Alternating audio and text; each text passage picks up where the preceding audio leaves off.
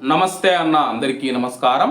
Kuwait నుంచి చాలామంది మనం చూసుకుంటే ఇండియాకు వెళుతూ ఉంటారన్నమాట. సాఫర్కు వెళ్ళిన తర్వాత ఎన్ని నెలలకు తిరిగి రావాలని చెప్పేసి చాలామందికి ఒక సందేహం అయితే ఉంటుందన్నమాట. అటువంటి ప్రవాసుల కోసం కువైట్ ప్రభుత్వం కొత్త సర్వీసును, కొత్త సేవనైతే ప్రారంభించింది. కువైట్ దేశం బయట ఉన్న ప్రవాసులు తిరిగి కువైట్లోకి ప్రవేశించడానికి గడువు తేదీని తెలుసుకునేందుకు వీలుగా సాహెల్ యాప్లో సరికొత్త సేవలు అందుబాటులోకి తీసుకొని వచ్చింది. ఈ మేరకు కువైట్ మినిస్ట్రీ ఆఫ్ ఇంటీరియర్ కొత్త ఫీచర్ను ప్రవేశపెట్టింది.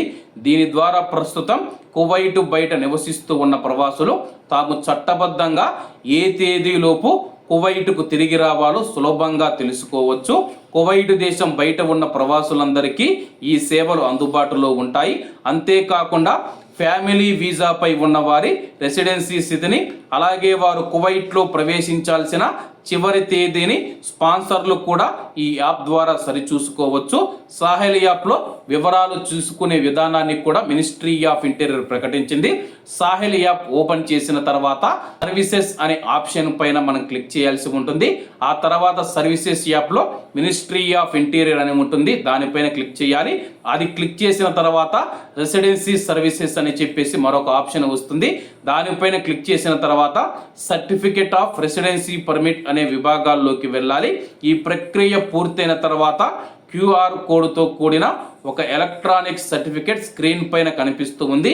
ఇందులో ప్రవాసులు కువైట్ దేశం బయట ఎంతకాలం ఉండవచ్చనే చివరి తేదీ స్పష్టంగా రికార్డ్ అయి ఉంటుంది. దీని ద్వారా ప్రవాసులు తమ యొక్క అకామా స్థితినైతే కాపాడుకోవచ్చు, తెలుసుకోవచ్చు. అలాగే అవసరమైతే స్వదేశాల నుంచి విమానాశ్రయాల ద్వారా ప్రయాణించే సమయంలో ఎయిర్పోర్ట్ అధికారులకు దీని ప్రింటౌట్ను కూడా చూపించవచ్చు. ప్రాంతీయ ఉద్రిక్తతల కారణంగా గత ఫిబ్రవరి 28వ తేదీ నుంచి కువైట్కు రాలేకపోయిన ప్రవాసులకు సాధారణ 6 నెలల గడువుతో పాటు అదనంగా మరో 3 నెలల సమయాన్ని పొడిగించిన విషయం అందరికీ తెలిసిందే. అయితే దీనిపైన నెలకొన్న గందరగోళానికి తెరదించుతూ మినిస్ట్రీ ఆఫ్ ఇంటీరియర్ ఈ సరికొత్త ఆన్లైన్ సేవను అందుబాటులోకి తీసుకొని వచ్చింది. కాబట్టి అందరూ బాగుండాలి, అందులో మనం ఉండాలి. అందరికీ నమస్తే అన్న, జై హింద్.